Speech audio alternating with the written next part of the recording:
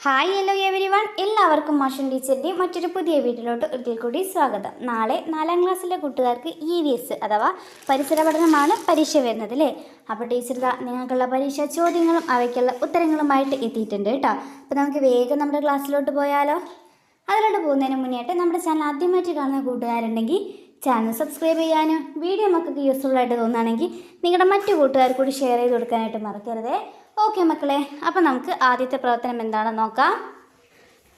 പ്രവർത്തനം 1, മാറ്റങ്ങൾ. നീ വരുന്നതിന് മുമ്പേ ആളുകൾ അവരുടെ വിശേഷങ്ങൾ കൂട്ടുകാരെ അറിയിക്കാൻ എന്നെ ഉപയോഗിച്ചിരുന്നത്. എഴുത്തിലൂടെ മാത്രമല്ലേ നീ സന്ദേശം കൈമാറുന്നത്? ഞാൻ അങ്ങനെയല്ലല്ലോ. കത്തും ഫോണും തമ്മിലുള്ള സംഭാഷണം ശ്രദ്ധിച്ചല്ലോ.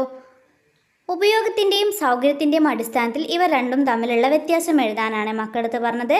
അപ്പോൾ എഴുതാനായിട്ട് ഇത്തരത്തിൽ നമുക്ക് 2 കോളങ്ങളും തന്നിട്ടുണ്ട് കേട്ടോ. അവിടെ നമുക്ക് കത്തിൻ്റെയും മൊബൈൽ ഫോണിൻ്റെയും ഓരോരോ സവിശേഷതകൾ വീതം തന്നിട്ടുണ്ട് അല്ലേ. കത്തിൻ്റെത് എന്താണ്? എഴുതിയ രൂപത്തിൽ മാത്രം സന്ദേശം കൈമാറാനായിട്ട് കഴിയുമെന്നാണ് കൊടുത്തിട്ടുള്ളത് അല്ലേ. പിന്നെ നമുക്ക് കത്ത് വഴി നമ്മൾ വിവരങ്ങളൊക്കെ കൈമാറുമ്പോൾ നമുക്ക് തത്സമയമുള്ള കാര്യങ്ങൾ അപ്പം തന്നെ മറ്റുള്ളവരെ അറിയിക്കണമെന്ന് ഓർക്കുന്ന സമയത്ത് ചെയ്യാനായിട്ട് കഴിയുമോ?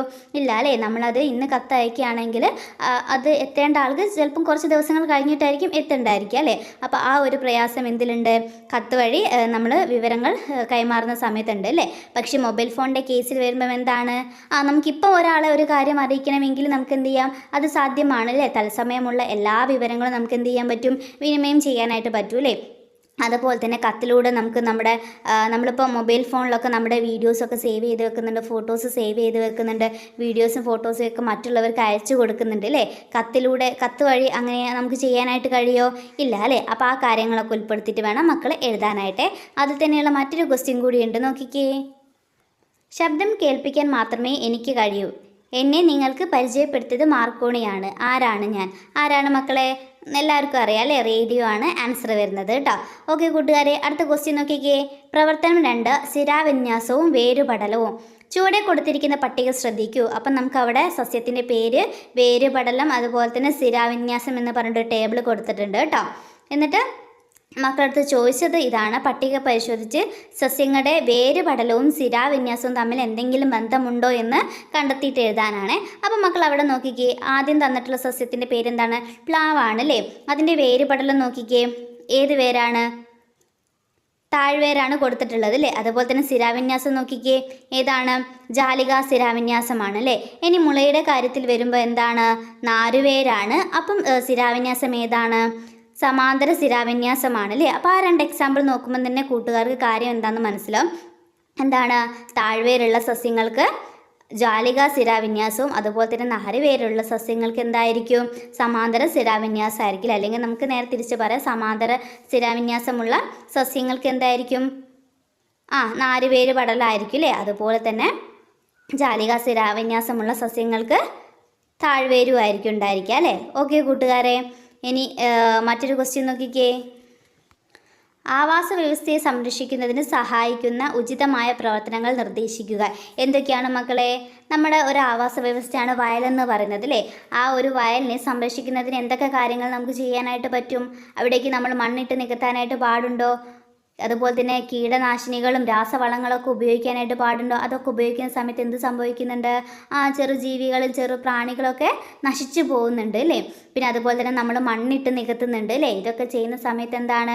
ആവാസ വ്യവസ്ഥ നശിക്കുകയാണ് അല്ലേ. അപ്പോൾ അത്തരം പ്രവർത്തനങ്ങളൊന്നും എന്ത് ചെയ്യാനായിട്ട് പാടില്ല? ചെയ്യാനായിട്ട് പാടുന്നില്ല. ആവാസ വ്യവസ്ഥയെ എന്ത് ചെയ്യണം? നമ്മൾ സംരക്ഷിക്കണം അല്ലേ. അതുപോലെ തന്നെ മരങ്ങളൊക്കെ വെച്ച് പിടിപ്പിക്കുകയൊക്കെ ആണെങ്കിലാണ് എന്താവുക? ഈ ആവാസ വ്യവസ്ഥയെ നമുക്ക് നല്ല രീതിയിൽ സംരക്ഷിച്ച് കൊണ്ടുവരാനായിട്ട് പറ്റൂ അല്ലേ. ഓക്കെ മക്കളെ, ഇനി 3ാമത്തെ പ്രവർത്തനം നോക്കിക്കേ. വായുവിൻ്റെ സവിശേഷത. ഒരു കുട്ടി ക്ലാസ് മുറിയിൽ ബലൂൺ ഉപയോഗിച്ച് നടത്തിയ പരീക്ഷണം നോക്കൂ. അപ്പോൾ എന്താണ് മക്കളെ പരീക്ഷണം? ഒരു വടിയുടെ അറ്റത്തായിട്ട് 2 ബലൂണുകൾ വീർപ്പിച്ച് കെട്ടിയില്ലേ. അതിനുശേഷം എന്ത് ചെയ്തു? ഒരു ബലൂണ് കുത്തിപ്പൊട്ടിക്കുകയാണ് ചെയ്തത് അല്ലേ. അപ്പോൾ എന്ത് സംഭവിച്ചു? അടുത്ത ഭാഗം എന്തായി?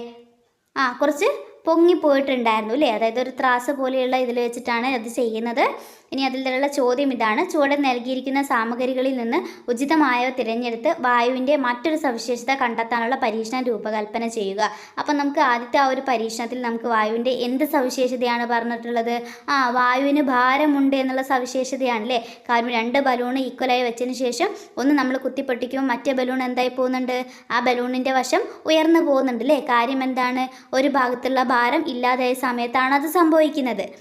അതിനർത്ഥം വായുവിന് ഭാരമുണ്ട് എന്നാണ് കേട്ടോ. അപ്പം മക്കൾ അവിടെ എന്ത് ശ്രദ്ധിക്കണം? വായുവിൻ്റെ മറ്റ് സവിശേഷതകൾ എന്തൊക്കെയാണെന്നുള്ള കാര്യം ഓർക്കണം കേട്ടോ. എന്തൊക്കെയാണ് മക്കളെ? വായുവിന് ആകൃതിയില്ല, നിൽക്കാൻ സ്ഥലം വേണം, അതുപോലെ തന്നെ വായുവിന് എന്തുണ്ട്? ഭാരമുണ്ട് അല്ലേ. അതുപോലെ അതെന്ത് ചെയ്യും? സ്പ്രെഡ് ആവില്ലേ.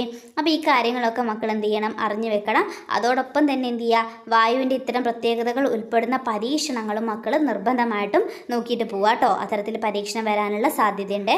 ഓക്കെ മക്കളെ, അടുത്ത ക്വസ്റ്റ്യൻ നോക്കിക്കേ. നാം 1. ഇന്ത്യക്കാരായ നമ്മെ ഒന്നിപ്പിക്കുന്ന പല ഘടകങ്ങളുണ്ട്. അതിൽ ചിലതാണ് താഴെ കൊടുത്തിരിക്കുന്നത്. അനുയോജ്യമായവ വരച്ച് യോജിപ്പിക്കുക. അപ്പോൾ വളരെ സിമ്പിളായിട്ടുള്ളൊരു ക്വസ്റ്റ്യൻ ആണേ. നോക്കിക്കേ മക്കളെ, ദേശീയ ഗാനം, ദേശീയ ഗീതം, ദേശീയ പതാക, ദേശീയ മുദ്ര എന്ന് പറഞ്ഞ് കൊടുത്തിട്ടുണ്ട് അല്ലേ. അപ്പം ദേശീയ മുദ്രയിലോട്ട് വരച്ച് ചേർത്തിട്ടുണ്ട്. പിന്നെന്താണ്? ദേശീയ പതാക, അതുപോലെ ദേശീയ ഗാനം, ദേശീയ ഗീതമാണ് അല്ലേ. അപ്പോൾ ദേശീയ ഗാനവും ദേശീയ ഗീതവും തമ്മിൽ ഒരിക്കലും മാറിപ്പോകരുത് കേട്ടോ. ദേശീയ ഗാനം രചിച്ചത് ആരാണ്? ടാഗോറാണ് അല്ലേ. ദേശീയ ഗീതമാണെങ്കിൽ ചാറ്റർജിയാണ്. ആ കാര്യം എന്ത് ചെയ്യുക? മക്കൾ ഓർത്തിരിക്കുക കേട്ടോ. എന്നിട്ട് എന്ത് ചെയ്യുക? ചേരുംപടി ചേർക്കുക. അതുപോലെ തന്നെ മറ്റൊരു ക്വസ്റ്റ്യൻ കൂടിയുണ്ട്. സംസ്ഥാനം, ഭാഷ, നൃത്തരൂപം എന്നിവയുടെ അടിസ്ഥാനത്തിൽ താഴെ കൊടുത്തിരിക്കുന്ന പട്ടിക പൂർത്തിയാക്കൂ എന്നാണ് പറഞ്ഞിട്ടുള്ളത്. അപ്പോൾ ഇത് നമ്മൾ ഓൾറെഡി ഡിസ്കസ് ചെയ്ത് കഴിഞ്ഞിട്ടുള്ളതാണ്. എല്ലാ കൂട്ടുകാർക്കും അറിയുന്നതായിരിക്കും. അപ്പോൾ എന്ത് ചെയ്യുക? ഈ ഒരു ചോദ്യപേപ്പറിൽ തന്നിട്ടുള്ള സംസ്ഥാനങ്ങളുടെ അതുപോലെ തന്നെ അവയുടെ ഭാഷയും അവയുടെ നൃത്തരൂപവും മക്കൾ എന്ത് ചെയ്യുക? കൃത്യമായിട്ട് ശ്രദ്ധിക്കുക കേട്ടോ. വളരെ ഇമ്പോർട്ടൻ്റ് ആയിട്ടുള്ള കാര്യമാണ്. നമുക്ക് എപ്പോഴും എക്സാമിന് ചോദിച്ച് കാണുന്നതാണ് കേട്ടോ. ഓക്കെ മക്കളെ, ഇനി നമുക്ക് എന്ത് ചെയ്യാം? മറ്റൊരു ചോദ്യത്തിലോട്ട് പോകാം. പ്രവർത്തനം 6. ഗ്രാമസഭകൾ. ഗ്രാമപഞ്ചായത്ത് 2024-25 വാർഷിക പദ്ധതി രൂപീകരണം. ഗ്രാമസഭാ നോട്ടീസ്. മാന്യരെ, ഗ്രാമപഞ്ചായത്തിലെ 10ാം വാർഡിൻ്റെ ഗ്രാമസഭ 24/3/2024 ഉച്ചയ്ക്ക് ശേഷം 2 മണിക്ക് 10ാം നമ്പർ അംഗനവാടിയിൽ കൂടുന്നതാണ്. എല്ലാ നാട്ടുകാരും നിർബന്ധമായും പങ്കെടുക്കുക. ഗ്രാമസഭയിലേക്ക് ജനങ്ങളെ ക്ഷണിക്കുന്ന നോട്ടീസ് വായിച്ചല്ലോ. ഗ്രാമസഭകളിൽ പങ്കെടുക്കുന്നതിൻ്റെ പ്രാധാന്യം എന്തെല്ലാം എന്നാണ് ചോദിച്ചിട്ടുള്ളത്. എന്തിനാണ് മക്കളെ നമ്മൾ ഗ്രാമസഭയിൽ പങ്കെടുക്കുന്നത്? എന്തിനാണ് പ്രധാനമായും ഗ്രാമസഭ കൂടുന്നത്? നമ്മുടെ നാടിൻ്റെ വികസനാവശ്യങ്ങൾ ചർച്ച ചെയ്തിട്ട് അതിനെക്കുറിച്ചുള്ള നിർദ്ദേശങ്ങളൊക്കെ പങ്കുവയ്ക്കാനായിട്ടാണ് അല്ലേ. അപ്പോൾ ആ കാര്യങ്ങൾ ഉൾപ്പെടുത്തിക്കൊണ്ടാണ് മക്കൾ എഴുതേണ്ടത്. ഓക്കെ കൂട്ടുകാരെ, ഇനി അതിൽ തന്നെയുള്ള മറ്റൊരു ക്വസ്റ്റ്യൻ കൂടി നോക്കൂ. കേരളത്തിൽ നിലവിലുള്ള ത്രിതല പഞ്ചായത്ത് സംവിധാനങ്ങളുടെ ചിത്രീകരണമാണ് നൽകിയിരിക്കുന്നത്. വിട്ടുപോയവ എഴുതുക എന്നാണ് പറഞ്ഞിട്ടുള്ളത്. അപ്പോൾ ഒന്ന് നമുക്ക് അവിടെ തന്നിട്ടുണ്ടല്ലേ. എന്താണ്? ബ്ലോക്ക് പഞ്ചായത്താണ് അല്ലേ. പിന്നെ എന്തൊക്കെയാണുള്ളത് മക്കളെ? ജില്ലാ പഞ്ചായത്ത്, അതുപോലെ തന്നെ ഗ്രാമപഞ്ചായത്ത് കേട്ടോ. അപ്പോൾ ഇത്രയാണ് കൂട്ടുകാരെ നിങ്ങൾക്കുള്ള പരീക്ഷയിലെ ചോദ്യങ്ങൾ. അപ്പോൾ എല്ലാവരും നന്നായിട്ട് തന്നെ എക്സാം അറ്റൻഡ് ചെയ്യുക. എന്നിട്ട് എക്സാം ഈസി ആയിരുന്നോ ഇല്ലയോ എന്നുള്ള കാര്യം കൂടി നമ്മുടെ കമൻറ്റ് ബോക്സിൽ പറയാനായിട്ട് മറക്കരുതേ. ഓക്കെ മക്കളെ, മറ്റൊരു പുതിയ വീഡിയോയുമായിട്ട് നമുക്ക് വീണ്ടും കാണാം.